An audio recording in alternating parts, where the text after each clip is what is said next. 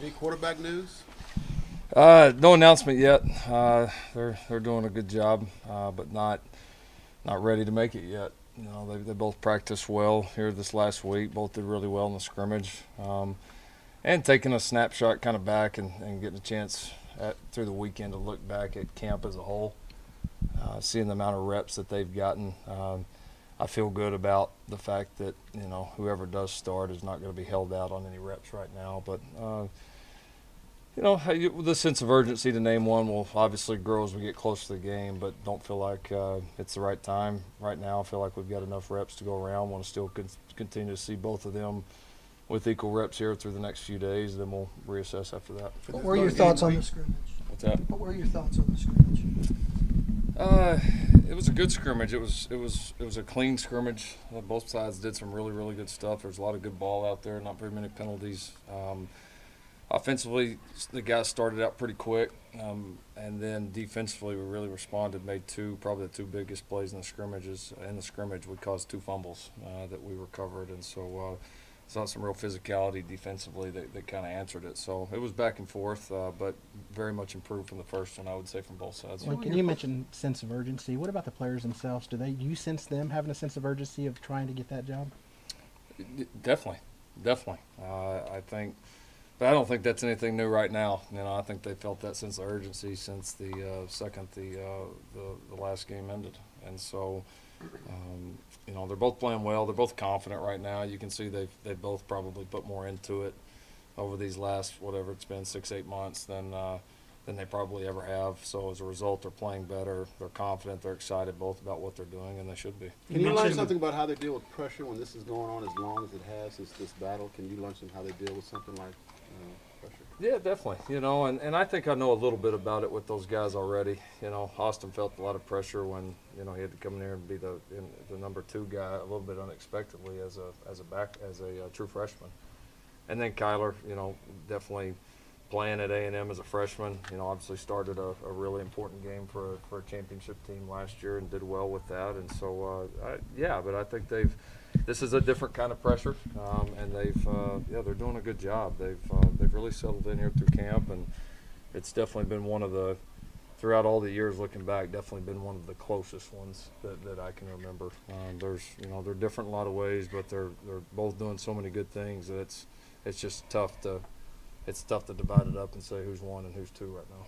How much of a concern is it to you that maybe one of them hasn't separated themselves at this point? Well, if they're playing bad, it would be a concern, but they're playing good, so that's not much of a concern at all. You indicated in 2015 that you named a starter on about this time because you wanted the team to know who your starting quarterback was going to be. How does that affect the fact with the team and continuity that the decision hasn't been made just yet? Yeah, that's definitely part of it because it's an important position for this whole team. So it's something, when I sit back and look at it, when we look at it as coaches, we take that into account. It was a different time then, different. Half the staff was new. The whole offensive system was new. It was just a different time. It felt like even if we maybe jumped the gun a little bit at that point that we needed to do it. And we had a little bit more clear separation, I would say, at that point than maybe what we've had right now. But I don't think this team, is much of a factor as far as I don't think they really care. They've seen both these guys play. Both these guys have been around here for multiple years. I think the team respects both of them and is ready to battle with whoever's under center. You've got experienced players returning in skill positions that have made a lot of plays. Does that allow you to carry this out a little bit further than you would have? That's fair to say. I think both quarterbacks have good relationships on the field with our skill guys. We've got some experience at receivers, some experience at running backs, some experience up front. So I do think that's maybe a little bit of a factor in the comfort level of letting it go on a little bit longer. Is there a factor that you would say is going on in your decision making right now that's making you hold? I mean, you said that you got a lot of reps to get to. That means you still have decisions to make. Yeah. No, I think we'll continue to have decisions to make. That at Oklahoma, the competition never ends. We'll name a starter here at some point in the near future, but that never ends. That starter's got to play well, and we all the time we had a big presentation with the team the other day about guys that maybe start the season as a backup or a third-team guy or even a scout team guy, and then by the end of the year are a big-time player. I mean, look at Jordan Parker 2 years ago. First 3 weeks he's on the scout team. a couple weeks later, he's starting. Chance Sylvia a few years ago, he's on scout team, and all of a sudden he's in the middle of the Red River game making plays there. We've had a lot of them throughout the years. Trey Norwood last year, Rodney Anderson last year. I mean, Marquise Brown didn't play snap against Ohio State last year in the second game. Nobody was talking about him, and then you see what he did the second half of the year. So it's going to go up and down.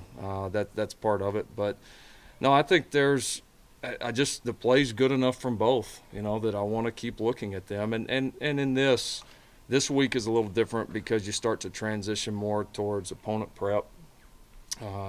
Not going against your first team defense the whole time. You start to talk about, all of that. And so I get to see them in a little bit different light here for the next few days, which I feel like is going to be valuable. You mentioned that changeover defensively for you guys now. What has to be the focus on that side of the ball moving forward from this point? Yeah, I mean, they get to see a lot of good things from our offense. Our guys do, and so that's helpful. But we're going to be challenged in different ways by different people. Here both early and throughout the season. So I think it's learning to practice against a scout team. It's learning to practice against other looks from other teams that we're getting ready to play. And then at this point, you've started the narrowing down process of, not repping so many guys, starting to narrow in on who you think's going to have the best chance to play for you early. So it creates more reps and more opportunities for those guys. In the scrimmage, did you see more playmakers? You mentioned you got the couple of fumbles and things like that. Did you see, could you talk about some of the playmakers in that group? Defensively? Yeah, continue to be happy with our young safeties. I think they keep showing up on tape. Had a couple of them that were out for minor things, but, Delarin continues to impress. I think Khalil Houghton's really had a strong camp. I've been really, really proud of the way, he's played like you would expect a senior to play. We have very few of them on that side, so we need those guys to play good. Curtis Bolton continues to play well. A couple guys up front, Isaiah Thomas, I thought has really stepped up and done some nice things. And our front has really been steady. Kenny Mann had a tremendous scrimmage. We had a difficult time blocking him. So yeah, there's some notable standouts, but the depth's better, especially up front. The competition all the way around's better. I like the mindset of that group right now. I'm sorry if I missed this. Did you say who forced the two fumbles in the scrimmage? You remember? Let me think back here just a second. Jordan Parker forced one. The other one was kind of a group effort. Yeah, it was tough to pick out one guy who did it, but Jordan Parker forced one, and Jordan Kelly actually returned it for a touchdown. Jordan Parker got a big block after forcing the fumble to spring the touchdown return. So that was actually the last play of the scrimmage, so it was a huge play for the defense. You mentioned game prep. Is it a little different prepping for a game when you don't have fresh film on a team like Florida Atlantic? Yeah, it can be different. It's good and bad. The good is, they hadn't been sitting there practicing the same things for, forever. But the tough thing is you got to sit there and decipher on, what you think they're going to do. But whether it's a new coordinator, same coordinator, people are always going to adapt, new personnel. They're going to have new schemes throughout the year. So the first game, there's always a little bit of guessing going in. Neither side's going to know exactly what they're going to do. So you got to be able to make adjustments, and you got to have your kids prepared. After Marquise and CD, who are some of the other receivers who've been stepping up so far? A.D. Miller. A.D.'s had a tremendous fall, playing the best ball of his life right now. I'm just really been pleased with him. It really looks at the redshirt year, at least up to this point, that the redshirt year did what we hoped it would do. He's stronger. He's more mentally tough. He's just grown up, man. He doesn't feel like a puppy anymore, and so he's done well. Drake Stoops has really done a nice job. Miles Tees has had a tremendous camp. Grant Calcaterra, Lee Morris, some of those guys have really stepped up and played well. Do you see Drake Stoops having a role this season as a true freshman? He's got a chance. He's got a chance. We've got some experienced guys in there, with Miles and, having Basquin back, Michael Jones, Calcaterra, Morris. I mean, we've got some experienced guys, but he's a playmaker. He is. He's tough. He's a playmaker, so he's got as good a shot as any. What are you thinking about in your return game on special teams?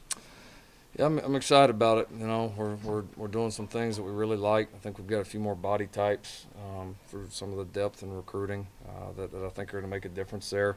And everybody always wants to pay attention to returners. Like, well, if you got a good return game, you got good returners. That's it's like nobody talking about a great offensive line when a back goes this far. I mean, the whole key is how you block the thing. And then, a good returner is going to get you 40 or 50. A big returner, a great returner may take it to the house. But, where our focus has been on the other 10 guys in both return games. And so I feel like we've made some strides, like the depth, like the competitiveness.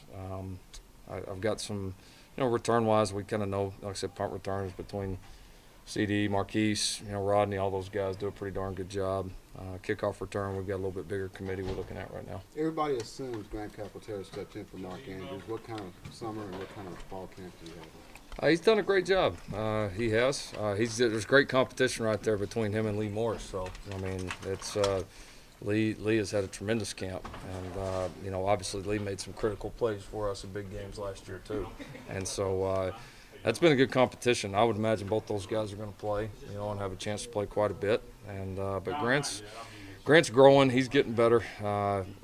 Physically he's better, mentally he's better, and so, but to take that next step from being a guy that just made a few plays and a role guy last year to having a chance to be a full-time guy is a big step. And so he's going to have to continue to show, some of the growth that he has. Lincoln, you mentioned Drake and Miles Tees, and I don't know if you saw today, Minnesota's going to start a freshman walk-on at quarterback. Do you feel like Baker in any way changed what it means to be a walk-on or gave those guys more confidence? I mean, I know there have been guys like that before, but not like that. Maybe locally here, possibly. Yeah, possibly. I mean, both those guys, I think, came in believing in themselves. I think they both came into a program, and it's why both of those guys came here, a part of it, that they knew we were going to be open to it. It doesn't matter who you are here. If you're the best player, you're going to play. You're going to earn scholarships. You're going to do all those things. And so we've had a long history of that. Baker was a great example. But I think these guys are all kind of like Baker was coming in, all pretty internally motivated. They believe in themselves, and they work their tails off. Looked like your back-to-school pick, throwback today was a big hit. What kind of reactions you get? Yeah, we had a little fun. Annie Hansen had sent my wife a text about there was a back-to-school picture, so I had about 10 that I vetoed before we. Yeah, I was not very cool back then, so that was the coolest of the uncool ones that I had. Can you confirm if that was a Bugle Boy shirt? You know what? I will not confirm or deny. How's the center battle going at this point? A lot like the quarterback battle. It's man, these guys are playing well. They're grading out very similar. I think it's going to be a deal where we can go in the season and play both and feel like we can be good enough to win and play at the level we want to play up front.